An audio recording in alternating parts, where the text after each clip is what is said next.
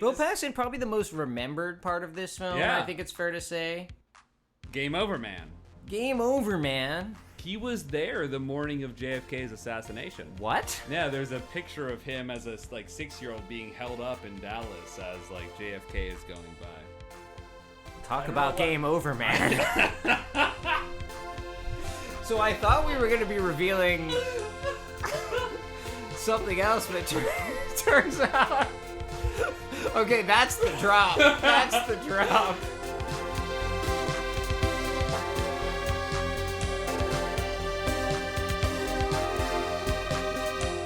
You're tall, but I'm standing in front of you. It's a podcast.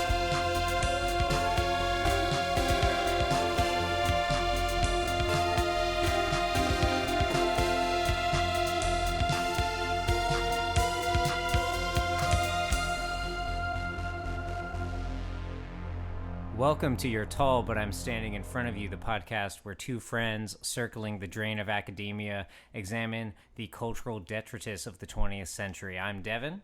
I am Ethan. And here we are. It's episode 2. Nobody thought this day would happen. This is, I feel pretty confident with the reception that we had after the last episode. The greatest indicator I got was that more than 5 people listened to the first podcast, which to me is a phenomenal success. Yeah. It deeply changed me as a human being. I'm a fundamentally different person today than I was when we recorded the first podcast. You know, because we're podcasters now. Mm-hmm. You know, and ever since I've become a podcaster, I walk around, I see life differently now. Yeah. Someone comes up to me and they start telling me some sort of quirky story about their life that is somehow encapsulating something about the essential soul of America. And I'm like, I'm going to tell other people about this for money and not credit you at all. And you're not going to benefit from it in any way. And that's just how I see life now. Well, no one cares to hear from those people you're talking to. They're not podcast. They don't have the persona to be interesting. Yeah, I think it was the Hungarian communist theorist Georg Lukács who said that, it is only the podcaster who can synthesize the contradictions of the given society and give them form and make them into something digestible by the listener. And that's just what we're doing here at our podcast, which has a purpose, it has a theme. We don't need to talk about what that is. So I'd like to thank our sponsor, the No Malarkey Vaccine America's Back Express. Joe Biden, Kamala Harris, thank you for your support. Really instrumental because, unlike our last episode, Devin and I are in the same room together. Yeah. In person. Absolutely. Now, and so we've done it all. We're 2 episodes in. We've done virtual episodes. We've done in-person episodes. And, what are we talking about this week, Ethan? So this week we are talking about the 1986 film Aliens, written and directed by James Cameron, not Kirk Cameron. And while we are talking about aliens, I feel like the specter of Alien looms large over Aliens, the film. So I feel like we may touch a bit on Alien. But technically we're talking about Aliens this weekend. Yeah, so we're 1 year in the past from the last episode. We watched Predator 1987, and Ethan says, well, let's watch Aliens. Which I had actually never seen. I've seen Alien. I've seen Alien Resurrection.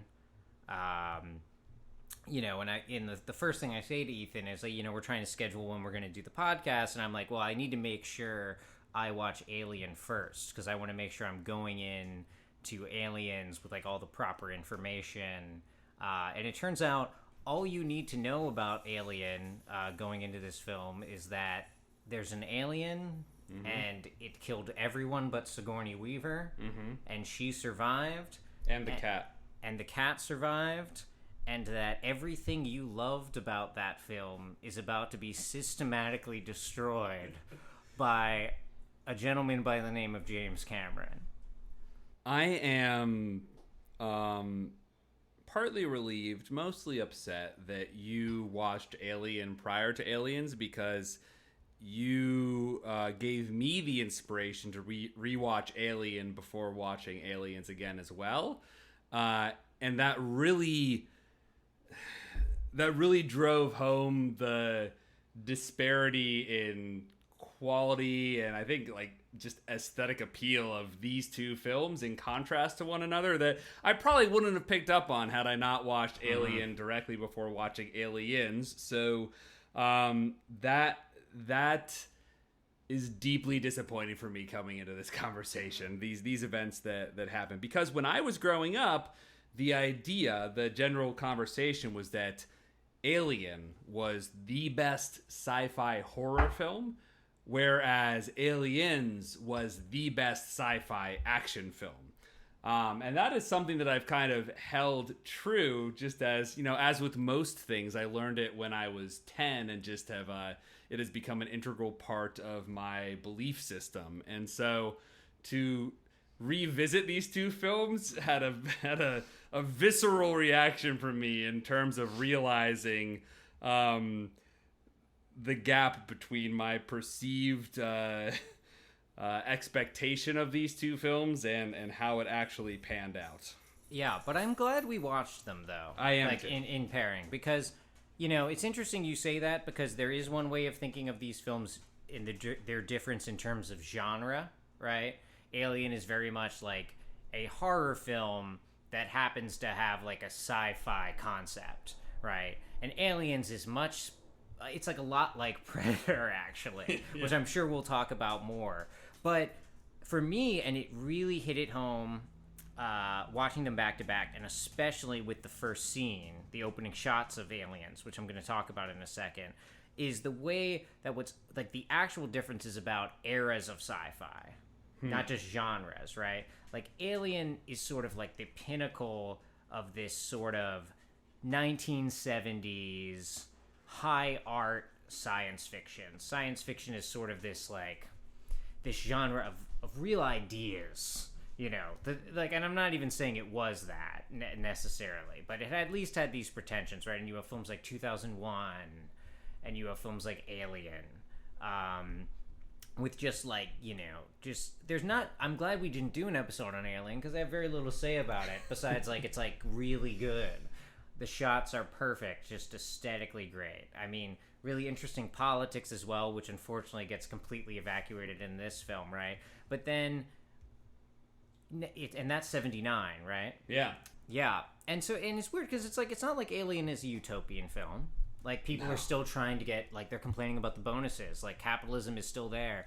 But there's a certain kind of beautiful melancholy to it, which you're nostalgic for. And then suddenly you wake up and it's 1986. Ronald Reagan is president, who so far is the main character of this podcast, I would say. Ask him to go in there with all they've got. Win just one for the Kipper. I don't know where I'll be then. But I'll know about it. I'll be happy. And, everything you thought you loved about the post-war era, I guess, the possibility of a, if not a better future, at least one that would be not dramatically worse, is destroyed. And this is staged by the opening shots of the film, which I just want to relate biographically my experience of watching them. I start this film, and it literally opens exactly where we left off, where we are getting these shots of Ripley, right, in the like sleep chamber. Yeah, in the ship. Technically, it picks up 57 years. Well, you don't. Yeah, you don't. But know you that don't know. yet, It looks like so, directly after. Yeah, it, visual. yes. And this is the thing. Looks like is what's very important to me, right? Because like, we see Ripley in the freezing chamber with the cat.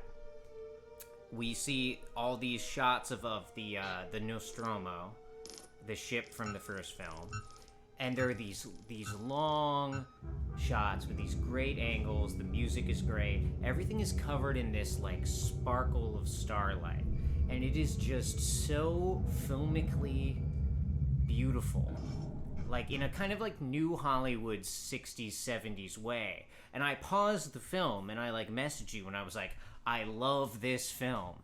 This is what I'm looking for. And I was expecting a continuation of Alien, because I had rewatched Alien. I was like, it's so good. And I was like, Aliens is not doing what Predator's doing. It's giving me more of that 70s sci-fi aesthetic.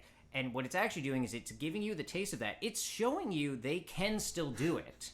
It's saying like, oh no, I'm James Cameron. I know how to do that technically. Like I have the physical skills to film things in a way that looks like kind of like beautiful and almost like modernist in that way, right? But I'm also going to now deny it to you for the rest of the film. I'm showing it to you just so you can see it being completely destroyed, and instead what you are going to be given is just the Ronald Reagan universe par excellence.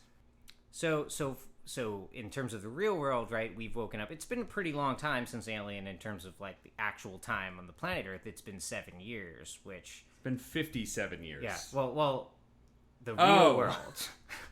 I don't understand. The world you and I don't understand what you're saying. Yeah. What do you mean? So in terms of time on the planet Earth since Alien came out... 57 years. It's been 7 years. You've gone from the last gasp of the 70s through the stagflation into the high period of neoliberalism. But then we find out diegetically when Ripley wakes up, and for some reason they're always telling people in films that they've been asleep for 57 years with like very little prep. But Ripley finds out she's been actually like asleep in the ship for 57 years, and she's waking up, has been discovered by chance by like a salvaging ship or something. Yeah, like they were disappointed to find her because they were hoping they'd get some but because there's someone living there, they don't get the reward. Yeah. But so 57 years of like diegetic time have passed, and Ripley is now forced to basically recount the plot of Alien for this military brass, explaining what happened. The people she explains it for are the company. It's the Weyland-Yutani Corporation. Is who she first explains it to. Who in Alien they're simply referred to as the company, but it establishes that she has to essentially report to the folks who owned the space refinery that she blew up, trying to explain why she did it. They don't seem very receptive to her story. They're not sure whether or not to believe it. Given that the fact that there's now a colony on that planet where they landed and found that spaceship with the eggs on it that started this whole thing off, and they're doing just fine. So, why would we believe her? But oh wait, immediately they lose contact with the planet, and the Space Marines come in with Paul Reiser's, who plays the kind of the Weyland-Yutani, the corporate stooge in this film. He comes into like, hey, weirdest thing, crazy coincidence. We just lost contact with the colony of this place that you told us about. Can you please come with us to the colony to investigate? And if you do that, we'll give you like your old job back, essentially. This is a win-win for everybody. So it takes about 17 minutes for us to get to like just explaining why Ripley is now in this new scenario where there's going to be aliens involved, obviously. Yeah, and so I watched the director's cut or something. It had some restored footage, right? And there's a couple scenes that I think are cut probably from the version you watched. So we get two other crucial pieces of information. One, we actually see the ship from the original Alien being rediscovered by the child Newt's family. The other scene that gets cut here, which though thematically is so important, is we find out that Ripley had a daughter, and that this daughter died at some point at the age of like 60 something, right? Because she's immediately asking, "What about my daughter?"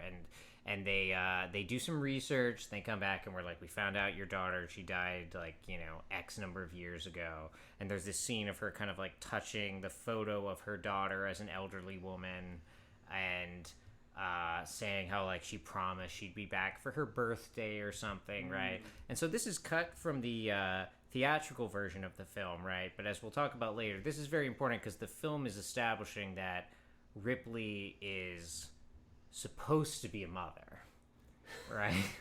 And obviously, what else could she possibly be? Yeah. And then, frankly, I get why they cut it, because why establish that she, had some other reason why she needed to be a mother? That's actually totally unnecessary. Yeah, we should bring that back up later because that's very. But like, there is like a diegetic reason for Ripley's longing for a position of motherhood more so, but it is cut from the film because like obviously like well, if she's a woman, what else is she going to do, right? So Paul Reiser's character Burke, the company guy, convinces Ripley to go on this mission. She says one caveat, though. She says, "You're going out there to destroy them, right? Not to study, not to bring back." And he goes, "Oh yeah, no, for sure." Yeah, and this is like kind of the fundamental tension of the then film. Why are they going there? It's a little unclear what exactly is going on here. If you're not like, because you obviously know what's actually going on is that the company wants a sample, right? But so this the corporation, right? Which remind me what they're called again? Weyland-Yutani, right? So it's interesting because they start in Alien, as you said, they're like literally just like a background detail, like they're on some boxes and stuff, right? Yeah. But this film starts the mythologizing of the Aliens franchise, where it makes them really like a entity. And Burke is the first time in the Alien franchise we've seen like an actual representative of the corporation. In the first company, well, we have it indirectly with the android. Right, and yeah. we have the the mother human AI. But this is the first time we have someone who actually is like a bureaucrat, or not even a bureaucrat, like a... this is the first time we have someone who is a human company employee, right? Not clear what his actual job is outside of this mission, beyond just working for the company, but... His job is to be the most sniveling piece of shit that you can imagine, right? And you made the joke last week about how Paul Reiser should run in the California governor primary, right? But he is kind of, as Arnold Schwarzenegger is to sort of the Republican fantasy, he is to the Democrat fantasy, which is like even their fantasies are the most ineffectual, pointless... loser people imaginable. He would absolutely win this election in a landslide, and I will say it again, and I don't think this falls within the terms of the restraining order, but I implore you, Paul Reisner, to put your hat in the ring. It's not throw too it late. in there. It's not too late. This podcast is going to bring Paul Reiser to the attention of upwards of 4 people. So double the audience. One of them might live in California statistically. There's not a 0% chance. That's all you need to have a recall, a successful recall petition. Mm-hmm.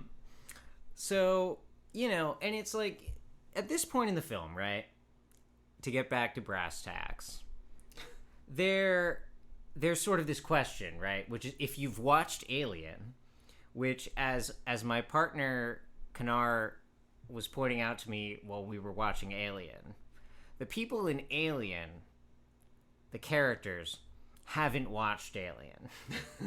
So it's easy for us to watch that film and be like, you need to take this more seriously. That's the alien, right? But so also the people in Aliens haven't watched Alien. The only person in Aliens that has watched Alien is Ripley, right?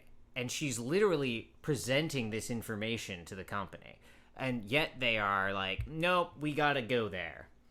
Obviously the solution is like, do nothing or I guess nuke the place.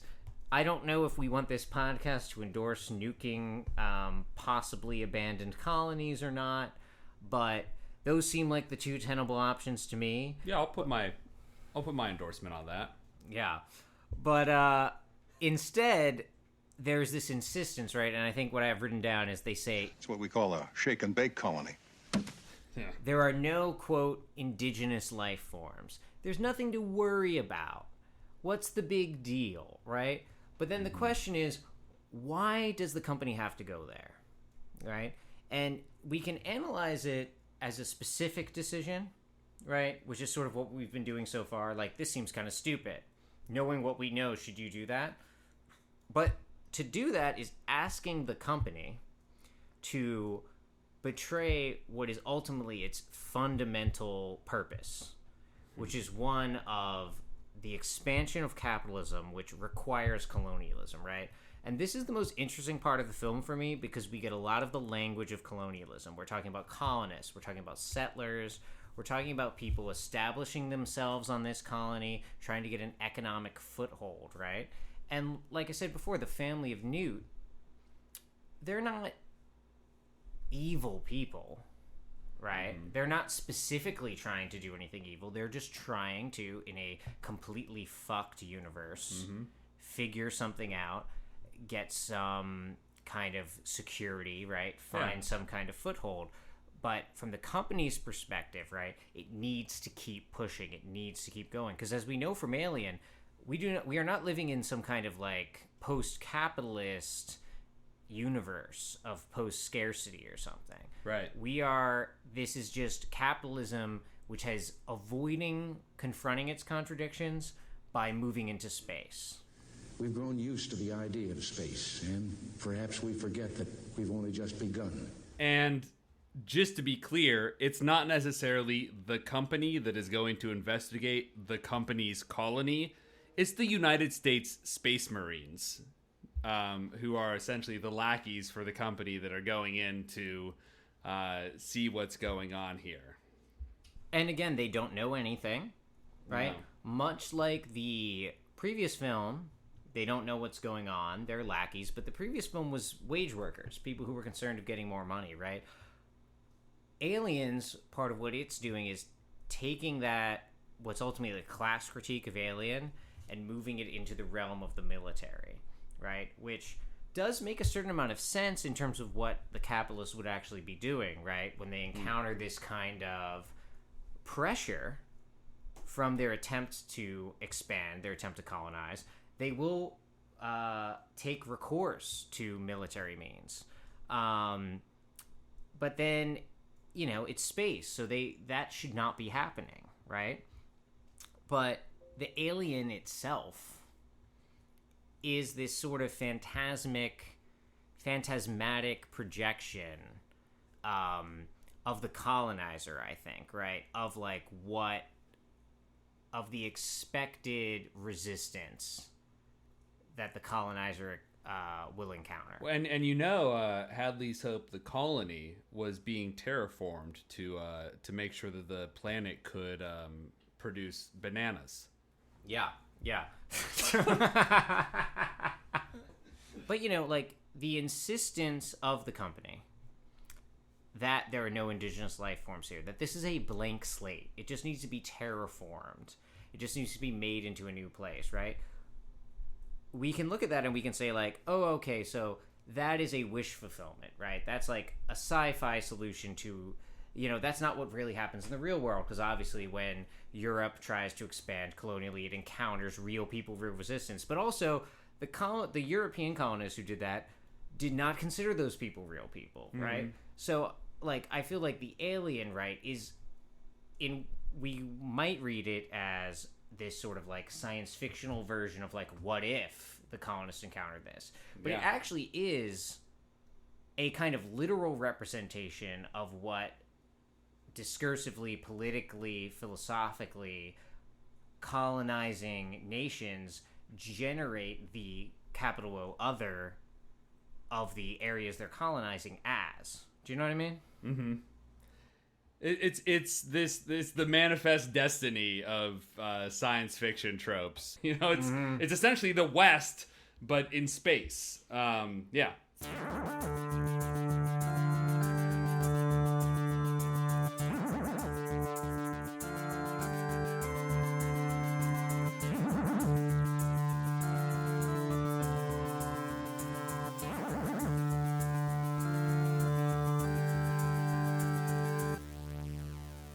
Once again, you know, which we don't intend to be a trope of this show, but we once again encounter a lunatic's vision of multiculturalism via the Space Marines. And I don't know if we have to go through every last member of the Space Marines who so sadly become like the thing from Aliens in a lot of ways. Like all the video games, you're playing a Space Marine, the action figures are Space Marines, right? Yeah. Who don't even appear in Alien. But we do want to talk about at least one special member of the Space Marines in length, I think. Yeah, Vasquez. I mostly just want to point out that Vasquez is the actor who plays her is not a Latina woman. I think she identifies as Jewish. They literally put her in brown face and gave her brown contacts and gave her this haircut of like the stereotype of a like Latina in LA in the 80s that James Cameron would have thought of. And even the actress in trying to justify her role was talking like, well, I grew up in LA, and so I encountered some of that lingo of the gang language, and when I was studying for the part, I asked my parents to send me a book about, you know, the gangs, the Chicana gangs in LA to help prepare for this. It was just like I don't know what more to say besides the existence of the Vasquez character is deeply problematic when you think back on the existence of this film in a way that, like, I haven't seen anyone really address how fucked up it was that they put this actress who has like red hair and freckles, and like Latina women can have red hair and freckles, but like they wanted to be this stereotype of their perception of the you know, here's the Hispanic woman with the gang lingo doing this. And so it's really fucked up that and no one talks about this. The actress essentially just says, oh, I'm a character actress, so I take on whatever role I'm in. So that was just me taking on that role. It's really fucked up. And to be clear, the like Latinx-ness of this character is not just like incidental. It's not just even implied by the brown face. Yeah. 75% of the words she says are Spanish. But, like, the kind of Spanish that they have Spanish-speaking characters say in action films where it's like, I'm going to speak perfect English, but then be like, vamonos or something, right? Like, it's like, oh, something like that. And, you know, but it really comes to, I think, you know, we can zero in on the absurdity of this choice, right? And their claim in defending this is that they needed a muscular actress and there were no other muscular actresses available. Which I'm sure in the 1980s there was no actual Latina women who were muscular enough to play this and all. But it's also like, just make the character Jewish then if you have to cast this actress. Do you know what happened? No. The actress Jeanette Goldstein, who showed up to audition for the role, she thought the film Aliens was going to be about illegal aliens, and so she wore like a short skirt and like a tank top, and she had also been out of work, so she had been working out, so she was just like muscular, and so she showed up totally not knowing what the film was about, but sort of going with what she thought she should do to audition for it. And they were like, oh, you're muscular, so you're going to play Vasquez. But I don't care that you're like, you're not at all who this character is supposed to be. You're Vasquez. You've got the muscles. I mean, this is fucking horrifying, obviously, to hear. But this is the logic of the film, as I was just trying to talk about with, like, the way the xenomorph or the alien, right, is this, like, phantasmic projection of the colonized as this, like, this image of, like, who is being colonized as being horrifying, incredibly strong, requiring a outsized military response to contain all these things, are being reproduced in the production of the film itself by, their attempt to cast a Latinx actress and doing whatever they did instead. And like, the veneer between the science fiction world of Aliens and the Reagan 80s is so thin. To the point where they even, because of the whole silliness with, she thought this was about illegal aliens, they literally put a line in the film where I think Bill Paxton's character says, "Oh, right. Somebody said alien. She thought they said illegal alien and signed up." Laugh track. Hilarious. So that, like, it's not even that far removed in how they portray it on the screen. Yeah, and this is the way in which Aliens is really holding the torch from Alien, in spite of itself, right? Because something Alien is doing, in the way that it is such a film about class politics and worker problems, right, is it actually is not in the tradition of sci-fi, of a utopian imaginary of another kind of world. It's a realist depiction of the world as it was, using the tools of science fiction. Aliens is a realist depiction of the Reagan 80s, using the tools of science fiction. It just turns out the 80s sucked. So the movie sucks. Spoiler alert. But with the Vasquez character... Oh, shit. Spoilers for those who have not seen 1986's Aliens. Please advance to the 115-minute mark, where... we reveal whether or not Richard Jewell was guilty.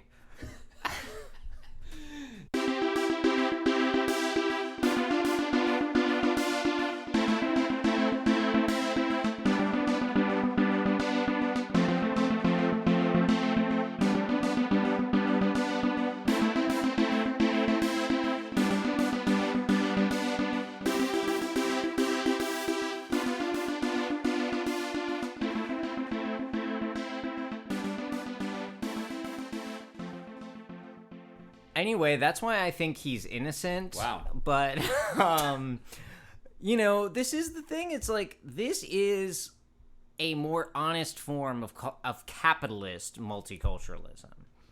Because this is all capitalism actually cares about, is appearances. It cares about, is this depiction of this character as a Latino woman credible enough? Are we going to experience blowback from this? That's what they care about as a blockbuster film. And it's just that in 2020 we can say, like, oh, we're less racist than that now, but it's actually just that the conditions for what is passable have changed, right? But you can look to any number of films. You can look to the products of woke scion. What the fuck's his name? The Hamilton you have to narrow it way down. The Hamilton guy, right? Lin-Manuel Miranda. Lin-Manuel Miranda, right? Like it's always just about what is the complete social situation in which the film's being made. Let's make Thomas Jefferson black. Yeah. What's the problem? We did it. We did anyway, it. Hey! The podcast is over, everybody. We did it. So I want to at least acknowledge there are some other Marines involved. Many of their names begin with like H's or something. They sort of become an amalgamation eventually. It's just this. They get mixed up eventually. But Bill Paxton is in it. Bill Paxton, probably the most remembered part of this film. Yeah. I think it's fair to say. Game over, man. Game over, man. Game over. And then he continues that general theme of talking for the entirety of the rest of the film in which he's alive. Bill Paxton, a classic example of like sticking the landing early and then just like doing the same trick over and over again. Yeah, but so you got Bill Paxton as Hudson, and his main characteristic is he says man a lot. Yeah. You've got a bunch of people who, spoiler alert, are about to die, so we don't need to go into them. We'll talk about it later, but we also have the Bishop character. Yeah, Bishop we're going to talk about, and then we have Hicks. Yes. So Hicks is from a modern viewer, it's very surprising that Hicks survives as long as he does, because you watch it as a modern viewer, and you're like, oh, I know Bill Paxton. Some of these other people are distinguishable to me. The guy that like plays like whatever his name is, Apone. The guy that plays him, he's in Halo, so like I know who he is. But Hicks survives the longest of anybody, which is just purely by virtue of having been the guy from the Terminator. Yeah, that's why James Cameron. Well, apparently they went through a number of people to play the Hicks character before just landing on the guy that is very conveniently who James Cameron would want to have in the role. Who could we possibly get to play this character who has no discernible traits besides the fact that he doesn't die? I was thinking of Pete Buttigieg.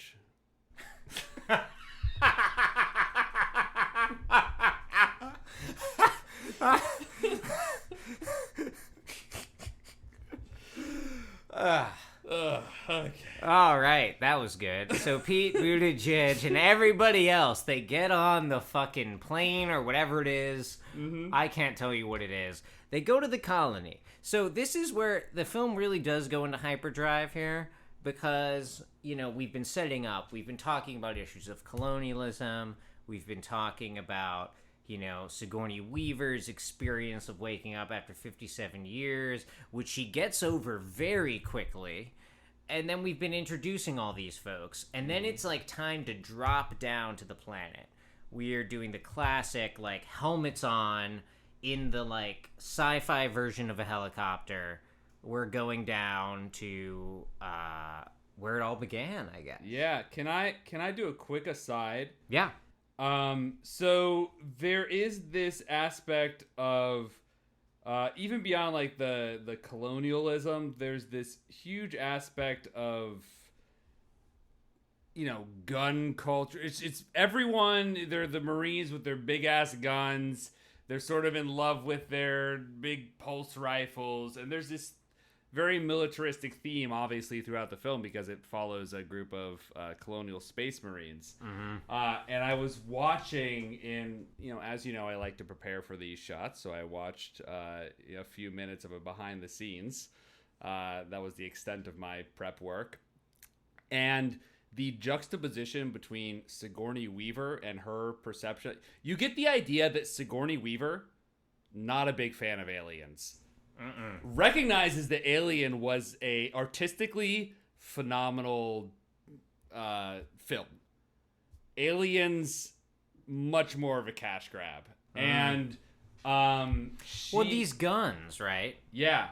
These guns are designed to be sold as not as guns, but as toys, as video game weapons, right? Like, you really see, like, the Marines in Aliens are setting up aesthetics for like, sci-fi shooting aesthetics for decades. Yeah. Like, Halo, Gears of War, Starship Troopers, which is of course, brilliant, ironic pastiche of this aesthetic, but nonetheless is utilizing it, right? All of these films and games, like, I don't know if they go further back than Aliens, but it's as far back as I know. Like, the guns that, like, we talked about the big-ass gun that Jesse the Body Ventura has in Alien, or in Predator, has nothing on the big-ass gun in Alien, which requires it to be, like, fused to your pelvis in some way, because you can't otherwise hold it up. Yeah. I want to play this clip that's the juxtaposition of how Sigourney Weaver feels about this whole aspect versus her co-actors in this. it's actually hard for me morally to justify being in a film with so many guns. I just find it very upsetting, and that's the biggest problem for me, is that reading the script, I had no idea how martial the atmosphere would be and how much emphasis that would have. I give money to anti-gun legislation, and I mean, I never even go to see movies about guns, especially killing people. I can't, I just think, I think it would be very difficult for an actor to do. You'd really have to sort of do a number on yourself, I love shooting the guns. That's like the best part of the job. Well, and it's interesting because, like, Sigourney Weaver says she's, like, surprised, right, by how martial the atmosphere is from reading the script, right? Mm-hmm. This is the thing, because up to this point in the film, we're, like, only halfway through the film, I think, in terms of, like, runtime. But in terms of the script, we've got to be, like, 80% of the way through, right? Because, like, any kind of dialogue, any kind of actual character development, any kinds of, like, themes that are being laid out. Like, this is why we talked about colonialism so early, which should be a big-ticket theme, but it just falls out. Because the minute the military ends up at the base of this planet, and again, this is true from a militaristic perspective, right? All these considerations fly out the window, and it's like survive, shoot, reload, kill. That's all the film is concerned with for quite some time. But yeah. So in the meantime, we've got all these beefy Marines. They're not nearly as beefy as Predator. Not nearly. The muscle mass is... The muscle mass index is low. They say lean and mean. Mm-hmm. They're like catchphrase, and that's really apt. But they're all about the weapons, and they're all about the interfaces. So much of this film happens through screens. Yeah. Like, including what we see on the screen, we're seeing another character's screen view. But they land, they clear the base, there's not really anything in sight. A good encapsulation for the aesthetic of this film is as they are launching to the planet, you have it's essentially a helicopter pilot, but it's their landing vehicle. The pilot... she has aviator sunglasses on in space.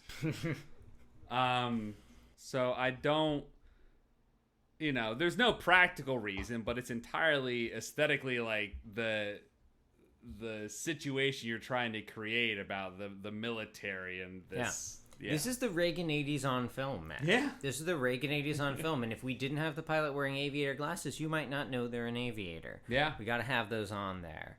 So we get there and, everything's normal except we find the one thing to keep this film from being a pure matter of masculinist death. We find a child. We go pure Spielberg. We say, we need what this film needs? Some annoying kid for the rest of the entire film. Yeah. Newt. Yeah, so this is the child who, in the deleted scene I mentioned, we've seen her entire family die as a result of uncovering the aliens, but somehow she has survived longer than anyone on the entire planet. And when Ripley first finds her and goes to her hiding spot, finds like a photo of her that says her name, that's how she knows. It says 2nd grade citizenship award. But I mean, they originally said there's like 60 or 70 families in this entire colony, so how big is the 2nd grade? I don't know that this is necessarily that prestigious of an award. It's almost like, okay, everyone got an award, and her, like, of the 4 2nd graders, that's what she got. But who gets to survive, Ethan? You know what I mean? It's who, because this is, again, the Reagan 80s, the person that demonstrated superior citizenship. Service guarantees citizenship. Mm-hmm. Yeah. I'm doing my part. I'm doing my part. I'm doing my part. I'm doing my part, too. They're doing their part. Are you? Join the mobile infantry and save the world. Service guarantees citizenship. But this part of the film, it's all about reestablishing Ripley in this film. Because in the first film, her gender is largely incidental. She is one of several workers. It's not even clear at the beginning of Alien that she's the most important person. Yeah. It's not even clear 30 minutes in that she's that important. You've got some powerhouse actors in that film. I don't even know what her job is on the ship, right? Like, she just happens to be the one that figures it out. But, like, this film is, like, reinscribing her not as a worker, but as a mother, right? She's here to protect Newt, to care about Newt more than the male Marines can. And, you know, she's a badass, don't worry. Mm-hmm. But also don't worry that her being a badass precludes her from being a heteronormative maternal figure. Yeah, and we'll talk more, I think, in a bit about motherhood and like that aspect of this, which is, you know, a central theme of this film. One of the things that I often think about is Ripley is, in popular culture, presented as, here's how you write female characters well. Here's how you actually do it. You know, as kind of a contrast to how they're often presented, and perhaps I think I would argue how it's done in Aliens. The thing that I find so interesting about that is that the Ripley character in Alien was written as a man. Mm-hmm. And then they hired Sigourney Weaver to play Ripley. So what made it work so well is that the screenwriters weren't trying to conceive of the characters, oh, this is the strong female lead, as they kind of were unbridled from that, like, the tropes of here's how we write a female character. And that managed to make it work pretty well in Alien, because otherwise, you might imagine in the late 70s, it would have fallen on a lot of pretty, like, sexist tropes. But the character wasn't written as, like, wasn't well written as a, like, strong female lead. But again, in Alien, the sex of the characters is pretty irrelevant, you know, and the race, workers. The race of the characters is irrelevant. Yeah, they're all just workers, like, on this space refinery. And so, we'll chat about motherhood but, like, Alien, there is a strong theme around, like, sexuality and just in the tropes that he uses, or not the tropes, but the design of the alien. The way it's that... not that it's a sexless film or anything. Yeah, but it doesn't fall into tropes, essentially. Yeah, not in the same way. Whereas in Aliens, it really just has the energy of that CIA ad where the woman is talking about being a cisgender millennial with generalized anxiety disorder, which whom among us has not been a crew member of the Nostromo and thus fully conforms to that description. You know, we're on the surface of the planet. Hudson's picking up the colonists' trackers. Mm-hmm. They appear to be all together at the base of the fusion reactor, and I mean... They're obviously... Like, how do you not look at them and be like, oh, well, they're obviously all dead? You've seen evidence of a battle. All of their bodies are together at the base of a fusion reactor. They have to realize that they're dead, right? Yeah, but this film's... A big part of it is that people are not looking with their eyes. They're always looking through screens, and they're looking through tracers, and they're looking through detectors, right? Mm-hmm. And the famous thing about the Aliens is it's not even clear how they subvert these trackers, but they do very easily. Like, they're in both... One of the closest conformities between Alien and Aliens is these scenes where someone's staring at a screen being like, 3 feet, 2 feet, right, 5 inches... It's right here. It's right here. And it's like, but it's not here. What are you talking about? And then it's like, oh, turns out it was above you. And it's like, how many years of Marine training did it take to be like, maybe we look up. Maybe it's, you know, it's... Hold on. There's a third dimension? Yeah. 7. 6. Can't be. That's inside the room. It's reading right, man. Look. But these tracers have reduced things to 2 dimensions, and that's all anyone can see, right? And this is actually happening in the real world in a lot of ways. This is the 80s. This is the rise of financialization, right? This is going on. Yeah, and so they pick up that these colonists or their bodies are on the trackers, and so they go in to figure out what's going on, and go figure, it's an alien hive that they run into, and the Marines all get fucked up. And all the characters who we haven't addressed, whose names you don't know, conveniently die. That does work out very nicely for us. In what's, I think, like in terms of just pure action, the height of the film, I don't know if you agree, but like it's just like you've got the high officer kind of watching from the screen on the ship. And so you've got this, like, separation between what he's seeing and what's actually going on. He's a drone operator, essentially. Yeah, but exactly. Like, but what's human drones. Yeah, and what's actually going on is beyond what can be represented on the screen. Mm-hmm. And everyone is just getting fucked up. Yeah. It doesn't even... We can't even summarize it, because people are just, like... Just... And people you think are less important, people you think are more important, just being indiscriminately slaughtered. A couple of people get out. And this is, I think, the high point of the film for me. I'm like, okay, people are getting fucked up, people are getting slaughtered, shit is going to hell. Sergeant Apone gets killed. Yeah. Like, you think the it's guy one of them, who's like the he's leader. one of the most distinctive characters up to this point. He goes out. And unfortunately, then you look at the clock, and it's like 50% of the film is yet to go. Yeah. You're like, I thought we were like 75% of the way in. Yeah. Quick final act, get out of here.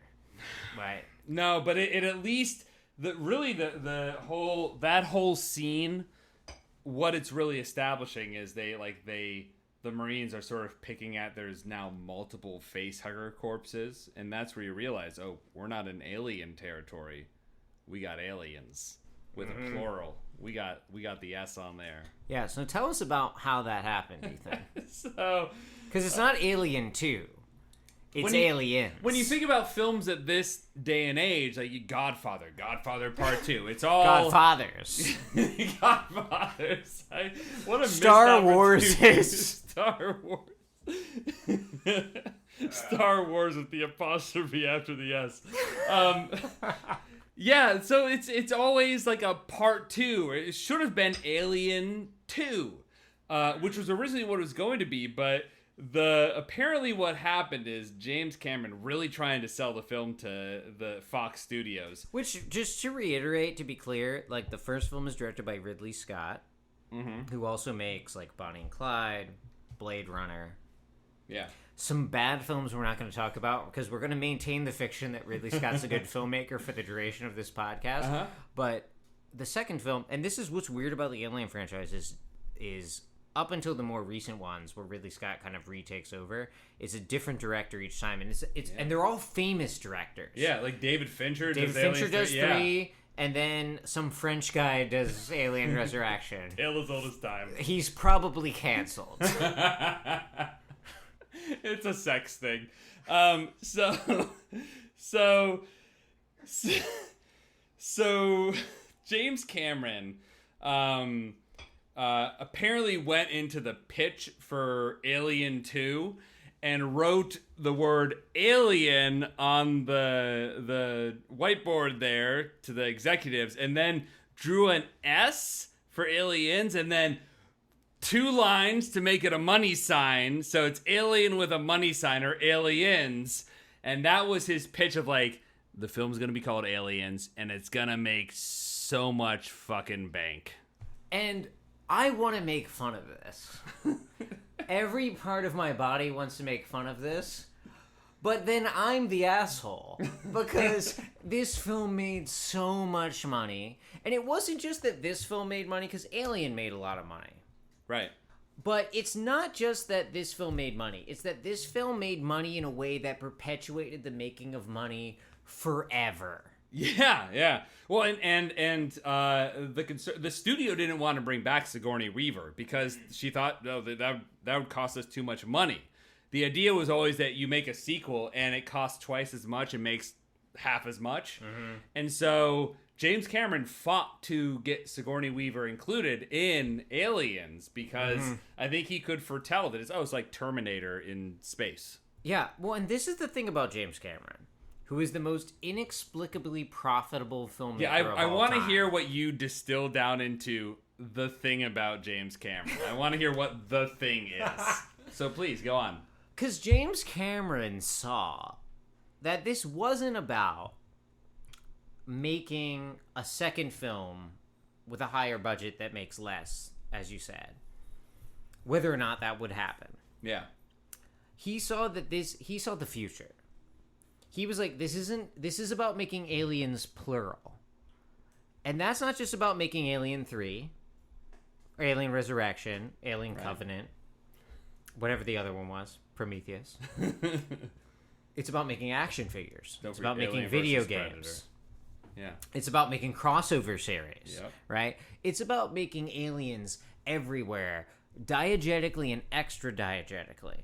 It is about making it so that there can be this proliferation of images that don't have to be new. They just have to be iterative. We just have to have copies and copies. And it's not that we have to come up with something new. It's just that, hey, we pressed Control V 4 times instead of 2. You know? And it's all just about new iterations. And this film doesn't really change anything, but it's like, oh no, some of the aliens are bigger. Some of them have reproductive capacities. All these kind of stuff, right? But it's like, you know... But that has a shelf life, because when you look at the poster for Alien 3, it says God, I don't believe they actually went with this. 3 times the suspense, 3 times the danger, 3 times the terror. See, that, though, is the exact kind of math that James Cameron is not interested in. Because what you're talking about is simple multiplication. You're like, 3 aliens, 3 times the fun, 3 times the money.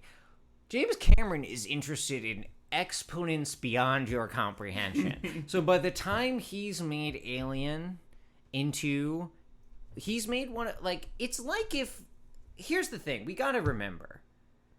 We're not talking about the fucking sequel to John Wick. We're talking about this, like, art film that inexplicably made some money. But see, this is the thing, is, like, Cameron is going from this to, like... I'm gonna make a film about a fucking sinking boat. And it's going to make $2 billion. And fuck you, also. And then I'm going to make a film called Avatar. He understands the spectacle. He absolutely gets it years ahead of everybody else. Yeah, like, he is so far ahead of us, we don't know what's going on. Mm-hmm. He's going to make a film in Avatar that everyone who listens to this and everyone who didn't listen to this podcast, which is most people, saw Avatar. No one remembers anything about it. It made like $3 billion, right? He got your money. He doesn't give a shit if you remember. Yeah. He was like, I'm going to make this thing that makes money. And I know how to make things that make money. It would not have made that sort of money if he had released it 2 years later. So he is very prescient in when he does the things he does too. It's pretty brilliant. He sees the opening and he takes it, and it never makes any sense. He makes Terminator 2. Well, he made The Terminator, which, that's early in his career. That's what he does right before this. Yeah. But he makes Terminator 2. I think one of the greatest action movies ever. One of, like, the hit action movies of the 90s. Why do you think it wasn't called Terminators? Because he knew it wasn't the time for... He knew he couldn't do it twice. He knew he couldn't do it twice. Yeah. This is the thing about him. He is always... The minute you think you know what the thing to do is... Because you're like, okay, we're making films about sinking ships from history. Things that really happened. I got it. I'm going to do this too. He's been in a room for 7 years. Coming up with what blue people look like on the planet Pandora. And you're looking at him and you're saying, ha ha, James Cameron, there's no way that figuring out what blue people look like for 7 years is worth it. And then he's like, I just made $3 billion. What have you ever done in your entire life? This man is plugged into capital in ways we can't possibly comprehend. It's only in the way that a man who was originally a truck driver and then saw Star Wars and said, well, here comes the future of film. And now Andrew Yang's trying to automate truck driving, and where's James Cameron? He's making Avatar 2 through 7. Yeah. Which that... Yeah. You think James Cameron's going to run for mayor of New York? Fuck off. He's going to be mayor of whatever city Jeff Bezos founds in 7 years. He's laying the foundations now. You're laughing at him, and he's laughing at you all the way to the bank. His safety deposit box is the size of 40 safety deposit boxes. It's a giant middle finger. It's inflatable. This has gone so far off the rails that I feel like this episode should be called You're Tall, But I'm Standing in Front of Yous.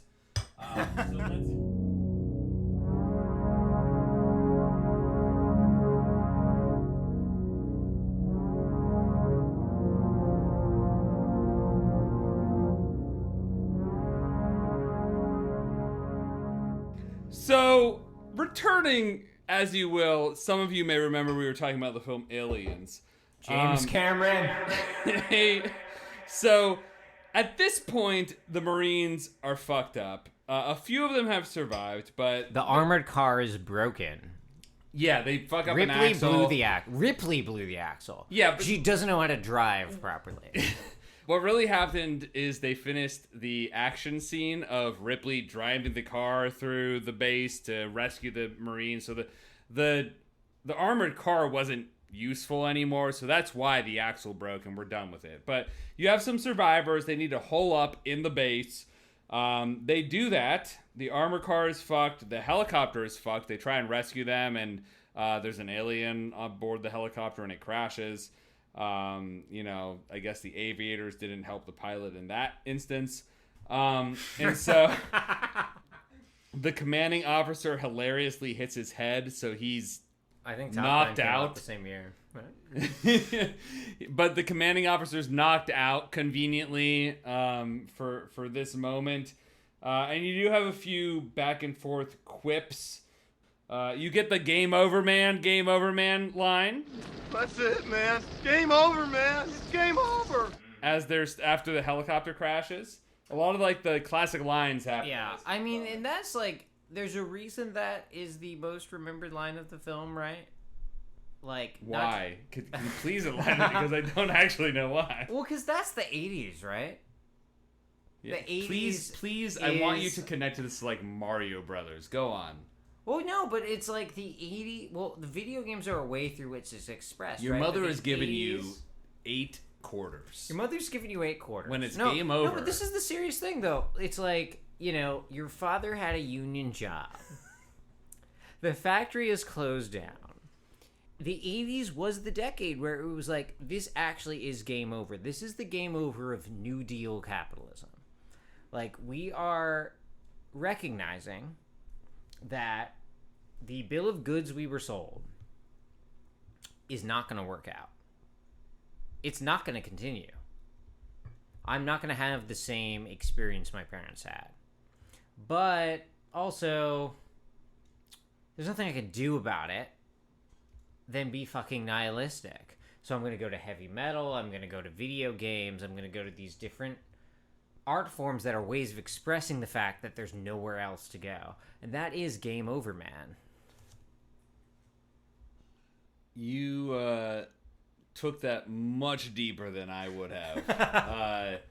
And I that's my role. That's my role. I appreciate you for that. Thank you. Because I would have done like a Super Mario Brothers thing, so I appreciate you actually. And they are coming out with a sequel, and we are going to do an episode about it. On the sequel, or just because I deeply demand that we do an episode on Super Mario Brothers the film. We're gonna do John Leguizamo. We're gonna do Super Mario Brothers the film, actually. Yeah, Super Mario Brothers. Super Mario Brothers, and we're going to do. I think we have to do like a video portion where we play like a Mario game together. For that. But so the survivors are back at the main base. The armor car is fucked. Everything is fucked.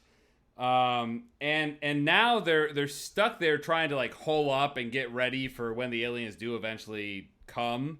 And at this point, actually, one interesting thing is Paul Reiser's character decides, because Ripley is kind of in on the fact that he is the reason why they're there. Yeah. So we get this idea that Paul Reiser's character, Burke, is kind of a dipshit. There's this exchange between Ripley and Burke where she lets on that she knows what he's been up to. Ripley says, just like they'll know that you were responsible for the deaths of 157 colonists. Wait a second. You sent them to that ship. You're wrong. I just checked the colony log. Directive dated 6/12/79, signed Burke, Carter J. You sent them out there and you didn't even warn them.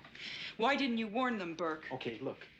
What if that ship didn't even exist? Did you ever think about that? I didn't know. So now if I went and made a major security situation out of it, everybody steps in, administration steps in, and there's no exclusive rights for anybody. Nobody wins. So I made a decision, and it was wrong. It was a bad call, Ripley. It was a bad call. Bad call? Right. These people are dead, Burke!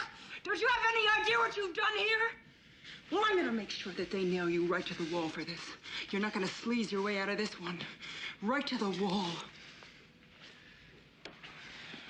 Ripley, I expected more from you. I thought you'd be smarter than this. I'm happy to disappoint you. so Ripley is on to Burke. Burke is pissed off that Ripley is on to him. And I had this... Oh, Lord. Going into this film, I had my kind of 10-year-old perception that this is... And I said this in our episode about Predator, that Alien is more explicitly anti-corporatist. Which Alien is. Alien is, in it, like, in a subtle but consistent way, but Aliens is not in the way that I remember it. And when you look at this exchange, it, to me, even emphasizes this idea that, well, it wasn't the company that was asking them to go in and secure this alien and bring it back. It was, you can make a general argument that, oh, Burke is motivated by profit and blah, blah, blah, blah, blah. But it wasn't, oh, the company told them to go in and secure an alien and bring it back. So it's really muddles this anti-corporatist idea that I thought the film brought up. But this makes me wonder, is it actually more of a sophisticated anti-corporatist take? Which, not to do the position that you just parodied, but, like, this is the thing. The truth is, from Burke's perspective, he is doing his job. He's doing all he can, right? Yeah. And so the problem is the system, right? And do you disagree? So I do, but we have... perhaps a disagreement here, whereas I think that it puts it on the individual. It says, well, the issue of what happened here was Burke. He put in a call that got these colonists killed that went outside the order of command of how he should have done it in the company. And again, you can make an argument like, oh, he did it because he was motivated by profit and blah, blah, but like it makes it... The insinuation to me is that it is individually motivated as opposed to an inherent flaw in the system of how the company is set up. My question would be, if he hadn't made that call, would he have been fired? Because in the world where he doesn't make the call, we don't know it goes to shit, right? So I think there is this, I am by no means trying to claim this film is doing this intentionally, but I do think this film is sniffing the line of Reaganomics like the purest cocaine you've ever seen in the straightest and whitest line you can imagine. And in that, I feel like it gets at how it actually works. I'm not saying it's being critical of it, but I'm saying this is how it works, is individuals feel they have no choice. Do they actually have no choice? I'm not sure, but they feel they have no choice. That's what I want to posit. Yeah, so you're saying that Burke essentially did what he had to do within the context of what his role is. Yeah, and they design his role such that he will feel that he has no choice. And that's the plausible deniability, right? So then they can be like, well, we didn't tell him to do that. We don't want him to do that. But the people who don't do the things Burke does keep getting fired. And then occasionally a Burke accidentally colonizes a planet inhabited by xenomorphs, culminating in our world in the Alien vs. Predator franchise, which makes everyone lots of money. Yeah, and I deeply appreciate how much more you thought into this than James Cameron did. But it's what I do, baby. It's what I get paid the big bucks to do for exactly 11 more months. That's right. Subscribe to our Patreon we don't have. Please. My God, my family is literally dying.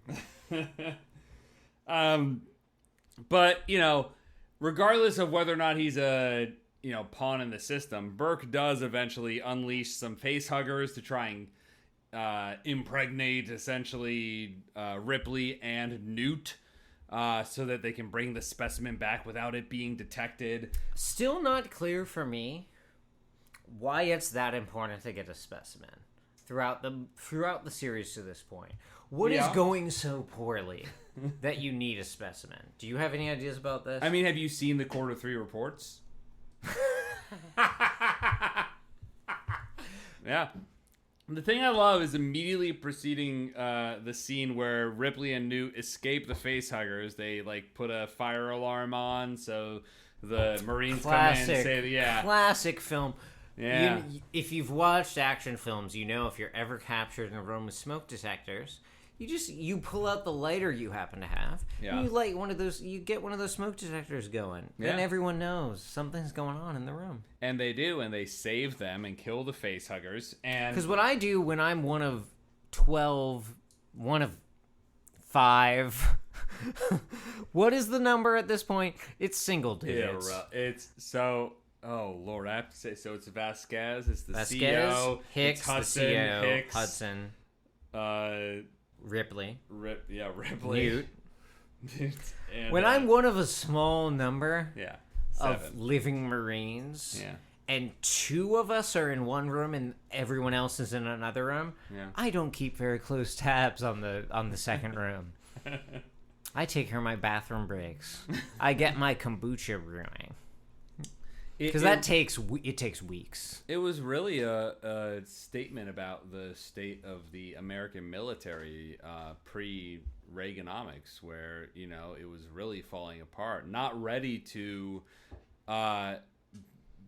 combat a Soviet threat at any given moment. I wish I could apply. Have you ever seen Meatballs? I have.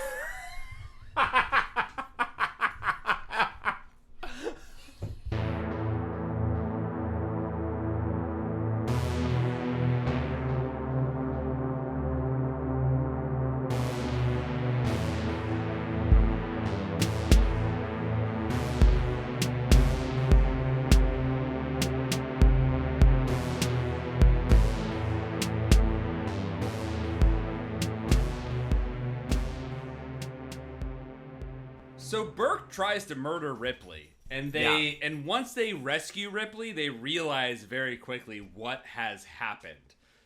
More specifically, Ripley realizes what has happened, and she somehow recognizes the entirety of Burke's plan in a way that is unsettlingly complete. So because I had no idea at that point. No, because I have to be honest. I gotta be honest. This point in the film. So just speaking of temporality in the film, the slaughter of the Marines is literally the exact halfway point through the film. Yeah. It is 50% through. Yeah. And up to that point, I was like, this film's good. I like this movie. People are going to keep being slaughtered. Things are happening. It's pretty dynamic. There's some corporate critiques. Fucking idiot.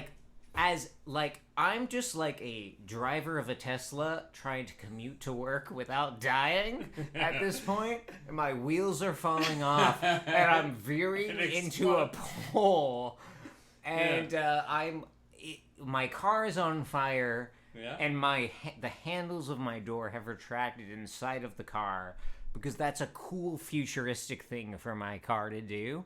But like. At this point in the film, I'm just like, what the fuck is even going on? So you're sort of like Corporal Hicks, who in that moment says... It just doesn't make any goddamn sense.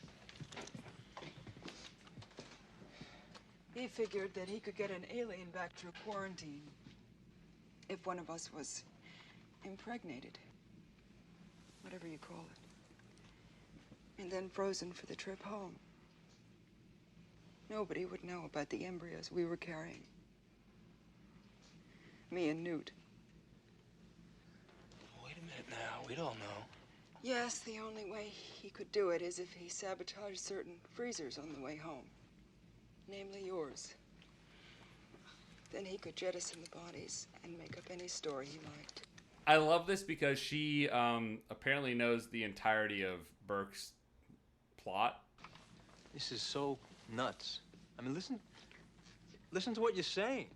It's paranoid delusion. It's really sad. It is paranoid delusion.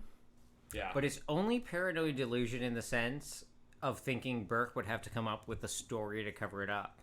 Instead of being like, hey, the company, I did exactly what you wanted, and no explanation is required. Yeah, well, but this is where Ripley says the closest quote we get to any critique on any of this at all, which is... You know, Burke, I don't know which species is worse. You don't see them fucking each other over for a goddamn percentage. And that is literally the closest we get to any critique of the situation as it has evolved throughout the course of the plot of this film, is that one line. And I guess maybe when I was 10, I took that line and was like, yeah, look at this. It's really showing it to the corporation. But in retrospect, it's such a fucking throwaway. Yeah. It's so useless. And it's only because... it can only even be said because the protagonists are Marines, right? Yeah. You know what I mean? Like, in the first film, they're workers. They're just like fucking miners and shit. They're just guys trying to get by. And in this film, it's, oh, you're fucking over the Marines. That's dishonorable. And then we're back to the Predator logic we were talking about before, where it's basically kind of reproducing what we were talking about between... Dutch and Dylan? Yeah. That's whatever Carl Weathers' character is called. You know, where it's like... Dylan, you son of a bitch. Yeah. There is a non-evil portion of the military complex that's being fucked over by a more evil portion of the military complex, rather than everything's fucked. So anyways, the aliens obviously come and attack, and it's kind of dumb how these aliens are just like yeeting at the Marines as compared to Alien, the film, where there's one alien that kills everybody. You have these aliens just like jumping at them, getting murdered and like slaughtered by the Marines. They only make... it's video game logics, right? Yeah. Because throughout this entire film, aliens are able to be killed according to what the film needs them to be killed by. You know? Do you know what I'm trying to say? Like, if the film needs Ripley to kill 17 aliens in 30 seconds, she does it somehow. Even though 5 aliens killed 15 Marines at some point earlier, it's like, what are we even talking about here? No, but it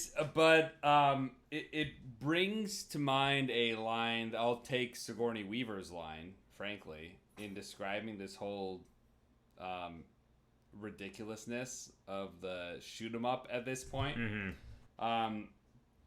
she's contrasting Alien versus Aliens in the behind the scenes. And I mentioned before, Sigourney Weaver, I get the impression, is not as big a fan of Aliens as she is of Alien. And she says in describing these action scenes where they're shooting everything. That was tough. Because I think that real strength and unpredictability comes from not having an obvious weapon. And she's essentially in so many words contrasting the way that Alien plays out versus Aliens, where like it's just a shoot 'em up at this point in the film. It's something like aliens are coming at them. It's very quick. They blow up. Yeah, like Bill Paxton's character Hudson dead. The CEO and Vasquez dead. But they blow up a bunch of aliens. They kill a bunch of aliens with them. It's a shoot 'em up. But you don't have time to grieve anyone. No one mattered either. And then we get this like tiny bit where Vasquez and the I don't know the name of him, the previously knocked out superior officer, they're like, fuck him or whatever. And they like, let's together press the grenade that will kill an insignificant amount of aliens. And like, and this, here we're in some kind of like, we're essentially in like Saving Private Ryan. We're in some kind of militaristic film where it's just like, these people are gonna die, but the fact that they killed other people as they died makes them good. Well, it's but because these are aliens, they're not people. Oh, so of course not. We don't even have to. We don't even have to talk about like, oh, they were Nazis or something. Yeah. Quote Saving Private Ryan, because we've made them into these capital O others, but they're probably better than Nazis. I don't know. I'll put my foot down on that. Yeah, sure. I mean, you heard it here first. Aliens better than Nazis.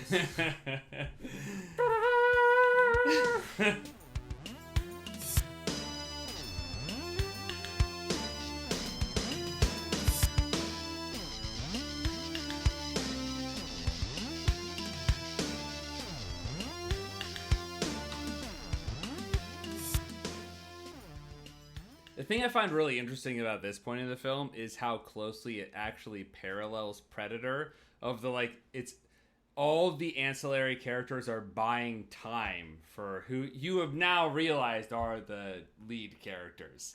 So Vasquez and the CEO blow themselves up.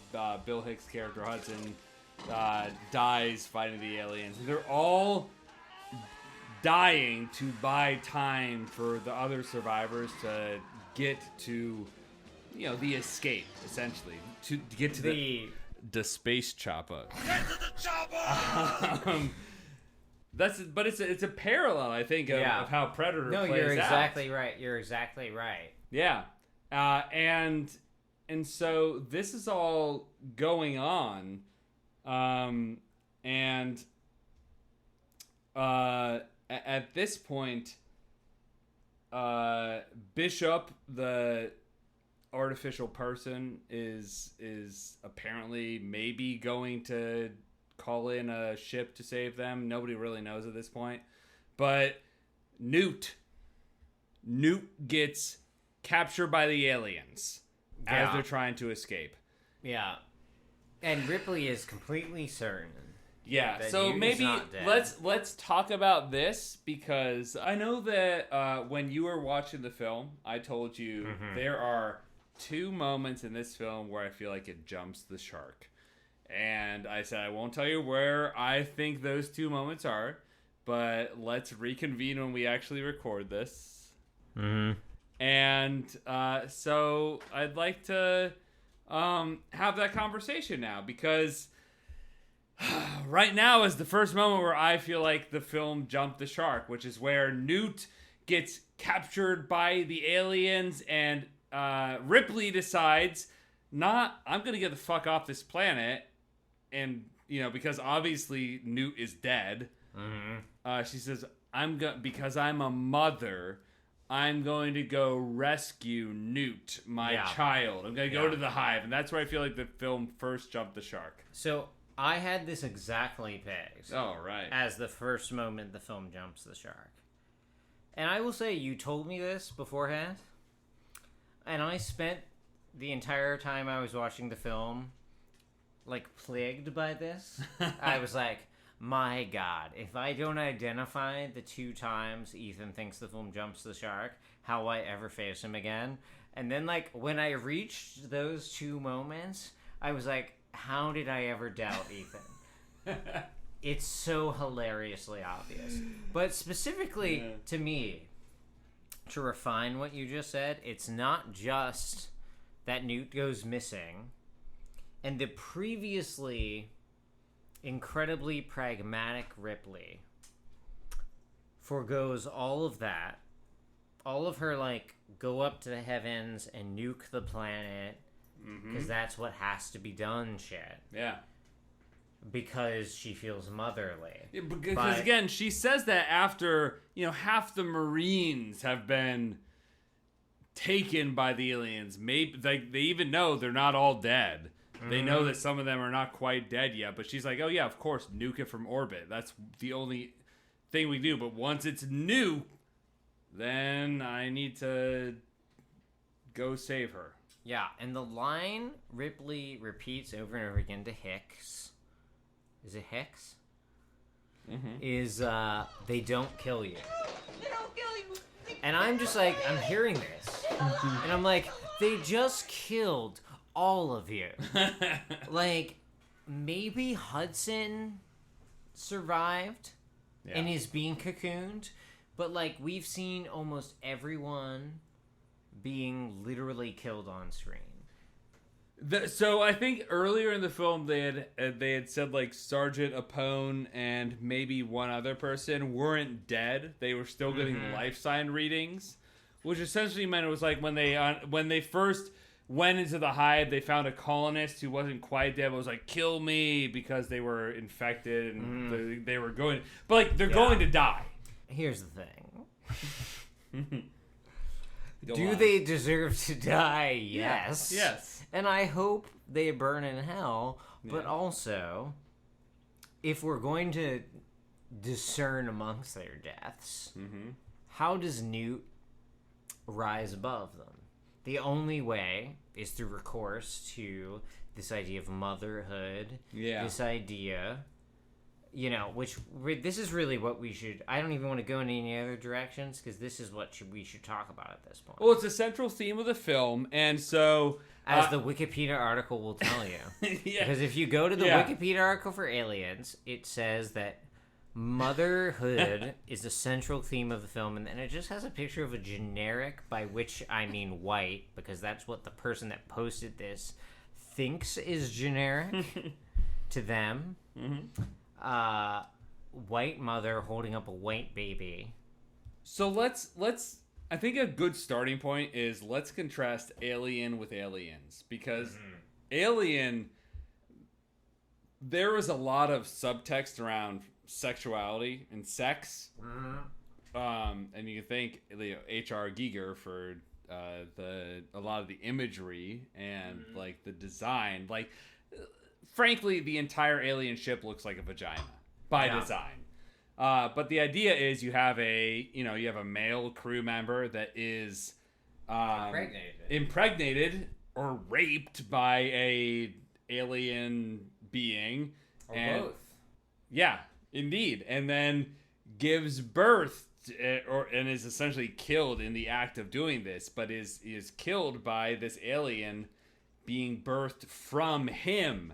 And so there's like this subtle background of like it reverses the gender norms of like, oh, women are impregnated and give birth to offspring. And it's like, no, it says, no, okay, no, there's a man that is impregnated by this alien and gives birth to the epitomous alien of the film and dies as a result of it. So there's a lot of, like, it's very clear in the film, but it's never explicitly laid out. Yeah. Whereas in Aliens, it's, well, Ripley is a woman. and therefore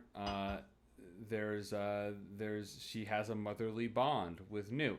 And so I think I think we'll want to chat about this, but let me just set the scene that I think what most people want to hear is two straight white guys talk about motherhood.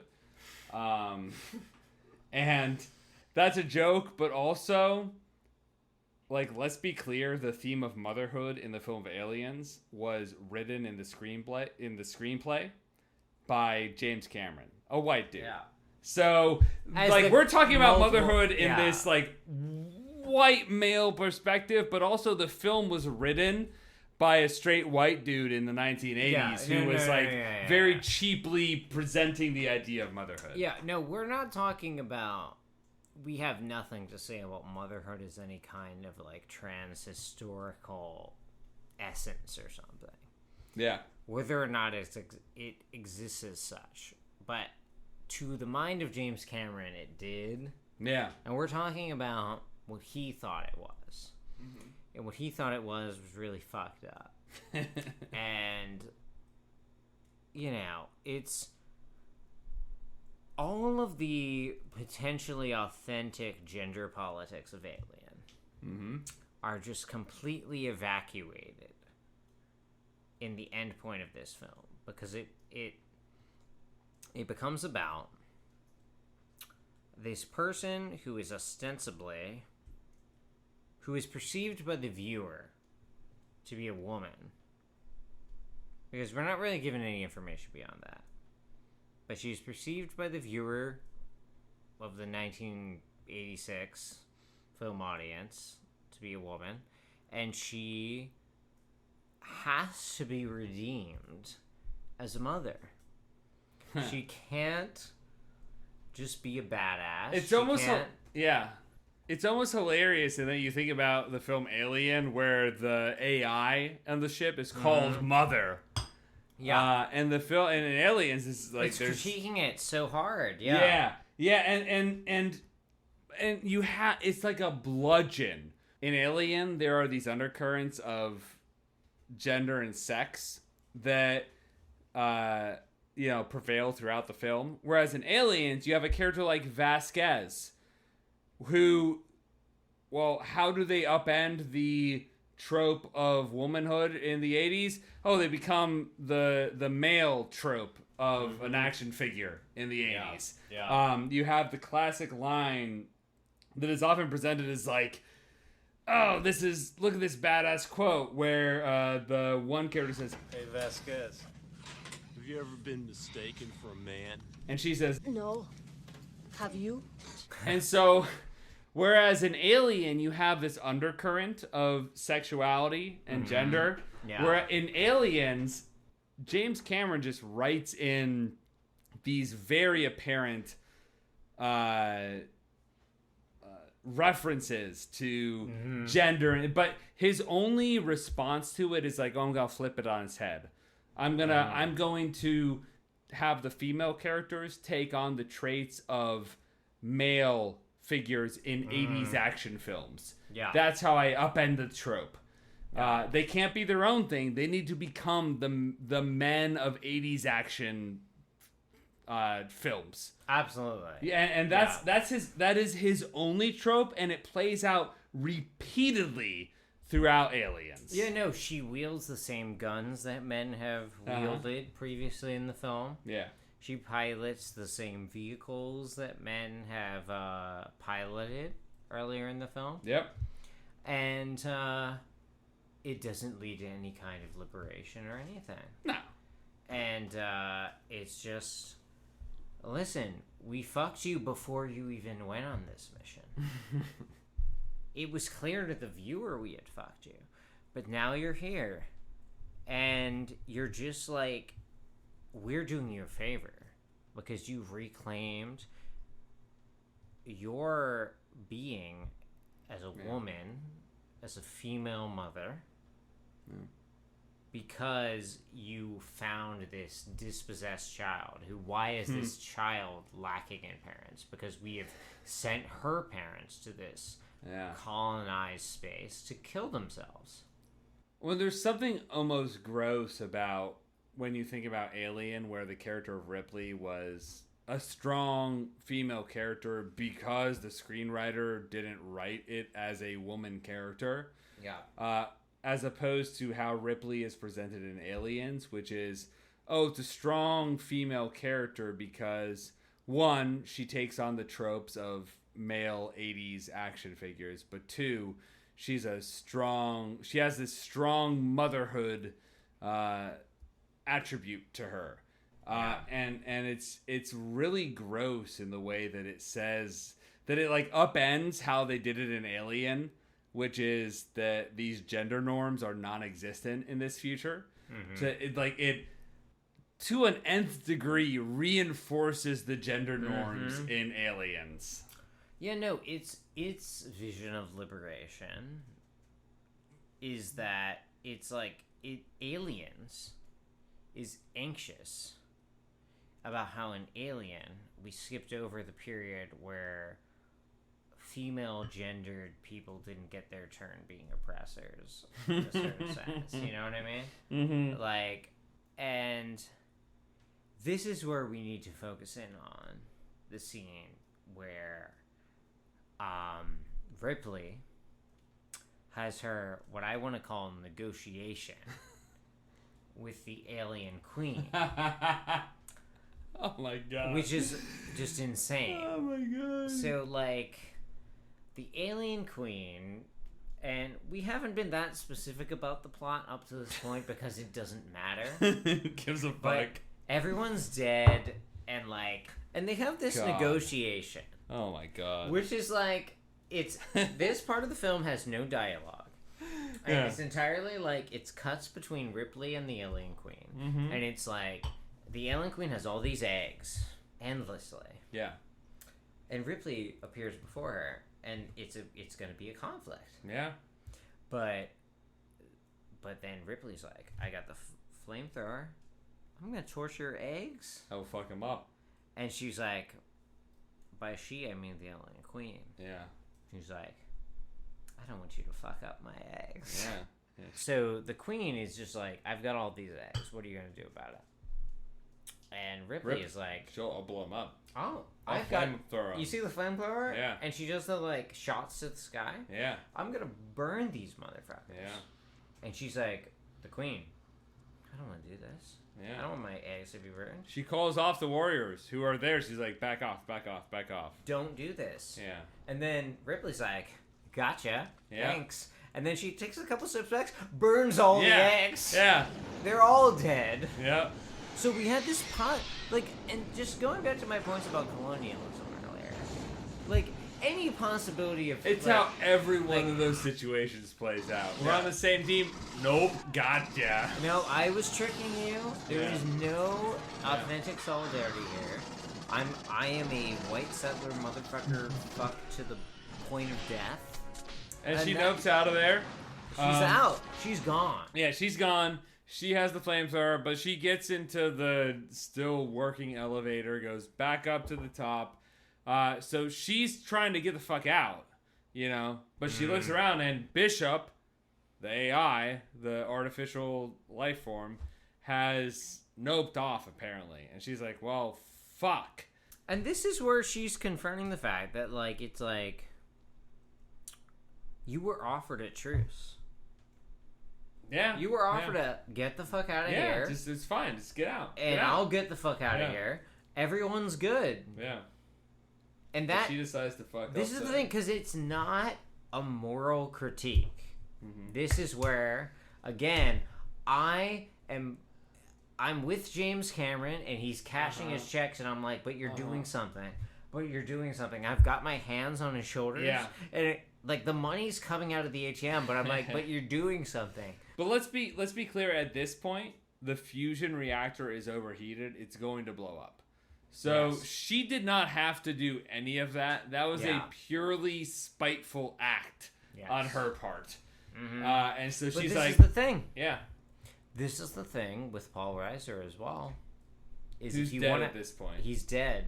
he was like killed by like a fucking like the thing that comes out of the mouth where like the Yeah, other no, mouth he tried to comes run out. away from the aliens and he got There's alien. always a third mouth. Yeah. So at this point, Ripley runs away from the alien queen after killing a bunch of her kids. Goes up an elevator to escape with Bishop, the AI character who's gonna save them, but he is gone. The ship is gone. So they're like, oh, nobody's there. Go figure, the AI fucked us over again, just like they did in Alien. But at that moment, the other elevator dings, and the alien queen emerges from it. So she figured out how to operate an elevator. Yeah. Which is just objectively hilarious. Yeah. So this is the problem. You are the financialized absolute nth degree of humanity. Mm-hmm. You've figured out how to behave. Yes, I am. You've invented elevators. Yes. You can't figure out how to make elevators confusing enough that aliens can't use them, but not so confusing that stockbrokers can't use them. Ah. And that's what brings us to this climax of the film. Yeah, I mean, at this point, Yeah. Aliens is basically Wolf of Wall Street -2. And I would have forgiven you if you had said, oh, the second jump in the shark is the fact that an alien figures out the elevator. I am insulted you think that about me. So it might be easy to say that this is where the second jump of the shark is going to be. But actually, it gets much worse because Ripley, suddenly, Bishop shows up with his ship. He's like, oh, I had to get out. I forgot about this. He was unstable. I had to run away. And Ripley and Newt jump. Newt. Like a lizard. So Ripley and Noop hop on the ship. Newt. So Ripley I and... would like to officially apologize for Ethan for not saying Newt. So Ripley and Noof hop on the ship and they jump on it at the last moment before everything blows up, and they presumably escape with Bishop up into space. But again, we saw that the alien queen had figured out how elevators work, so she was up there. They get up to the mothership. We think, oh, it's the mothership. It's the end of things. We've made it. Mothership. We've survived. This is the end. But oh wait. What? So they get back to the mothership and they land. And I mentioned earlier how Bishop literally only exists as the kind of like the outsider that only exists to advance the character development of the protagonist. Yeah. And I literally, every time watching this film that Bishop showed up on screen, my instinctive reaction was, oh, Bishop is still alive. Because I'm just like, so many people have died. Yeah. And I'm just like, everyone's dead. And I'm like, oh, this guy still exists. But he gets back up to the mothership. He rescued Ripley and Newt. And so he comes back. Yeah, and so Ripley and Noof go off there and they are rescued. And Ripley says to Bishop, she says, Bishop, you did okay. I did. Oh, yeah. So this is Ripley overcoming her prejudice towards artificial people. She had it from Alien because that android fucked up their whole ship. She has overcome it. She's grown as a character, so she's ready to say, hey, Bishop, I respect you as an individual. What I like about what you've just done in your reading of that scene is you're taking cues from the film. You're like, the film's giving me time to think about this. Yeah. It's giving me a second to register what's going on. Mm-hmm. I'm going to have my own thoughts about what's going on, and I'm going to go off in my direction. You're not talking about it as if within half a second of her saying, Bishop, you're all right, that Bishop is immediately penetrated by a fucking spear of the alien queen. So, which for a split second you're like, was he somehow infected or something? And then it's like immediately it's like, don't worry about that. Yeah. Don't have any ambiguity whatsoever. He just was stabbed by an external object. It fits the perfect trope of any non-primary character, which is often like characters of color from, films from this era. They only exist to advance the perspective or the character development of the protagonist. And go figure, Sigourney Weaver, the moment that Ripley says, she says, Bishop, you did okay. All right. You did okay. He is dead immediately. There's not a pause. Yeah. There's no moment. And they play it off as like, oh, this is like it's a play on the chest burst from the first film. Yeah, because for a second you think, oh, Zurich's upset. Okay.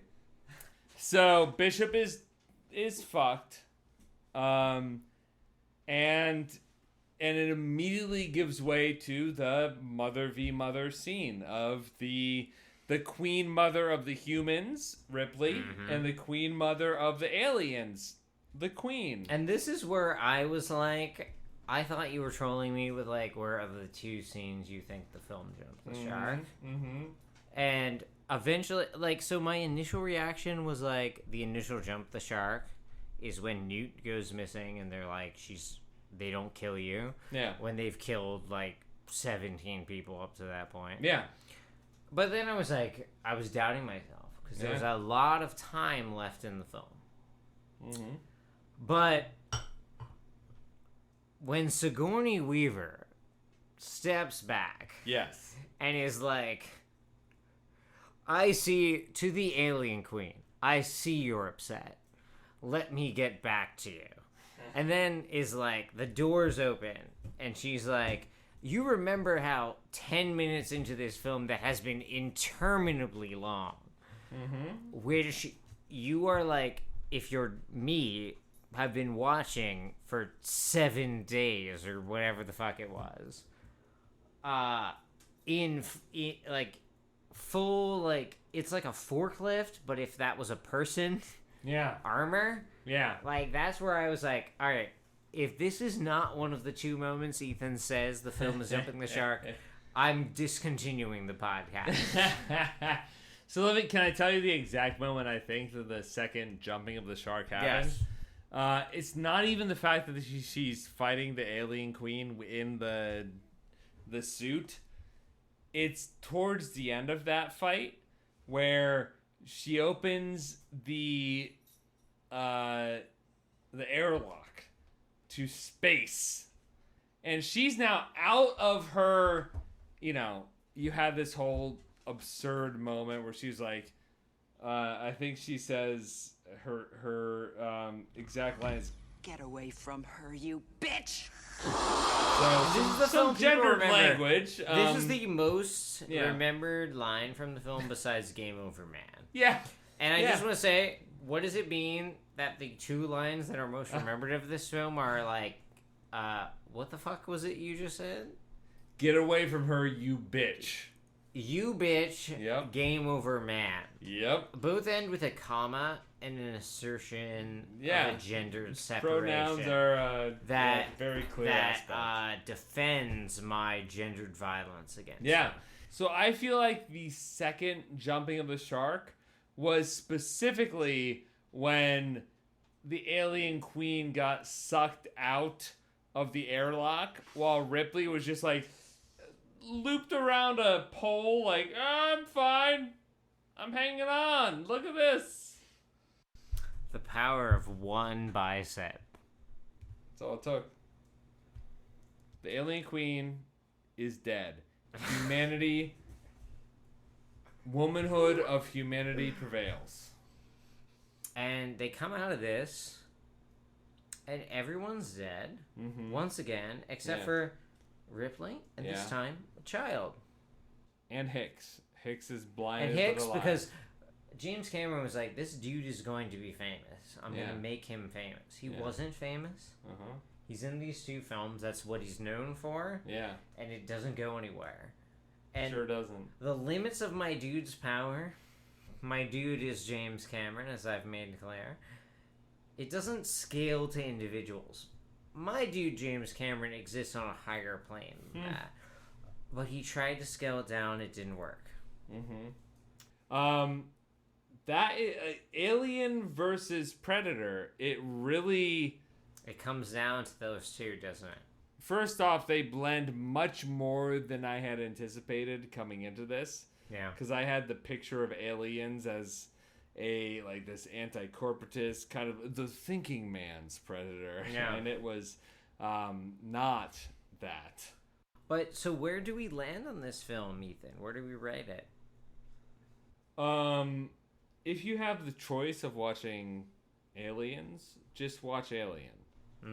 That is my recommendation. Nonetheless, I still give it 3 Shia LaBeoufs. That's interesting. So I was going to say 36 Shia LaBeoufs, because I go out of 100, and that's I feel like a lower amount, just statistically speaking, than what you, because I'm assuming you're 3. You go out of 5 or 6. I go out of 7,000, but you convinced me 4 Shia LaBeoufs. Yeah. The point is, and I want to make this very clear. Yeah. It's not good, folks. It's not but good. But if it was good, would we be talking about it?